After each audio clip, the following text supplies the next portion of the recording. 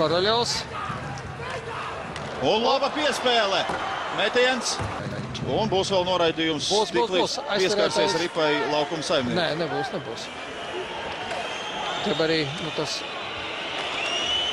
Un ripa vārtos. Lieliski. Jānis Sprugts atradās tur, kur ir viņa vieta. Grūti pateikt. Miķelim pašam jāprasa. Katrā ziņā viņam ir 9. rezultatīvitātes punkts šajā čempionātā. Vai 2 ļoti izteikti bombardieri. Uz play-off spēlēm tas varbūt mazāk attiec. Jā, ļoti pareizi. Lai arī ir tās 2 minūtes. Būs mazāk.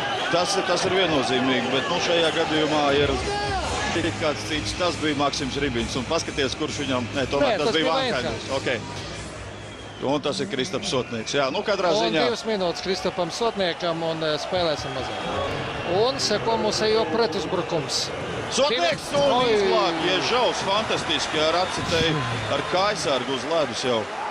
Tad tuvajās stūri. Vēlreiz Ježovs izglāb. Pildījumā un disciplinēti nostrādāt aizsardzībā, ko mūsēji līdz šim arī dara. Un tagad uzmanīgi 2-1 pats met un lielisks metiens, jā. Vai Holts gaidīja piespēli? Izlīdzina rezultātu 1-1. Precīzi augšējā stūrī virs pleca. Šādās situācijās nav pieņemts vārdsargu vai augstākajā līgā. Un tā Aleksandrs Ņiževijs pie ripas un māņkustības. Netrāpa. Iepriekšējā spēlē pret Mīnsku abus sotu metienus ielaida. Tagad arī pirmo. Felderovs ļoti augstasnīgi nospēlē. Brāļu stilā bezmazvai.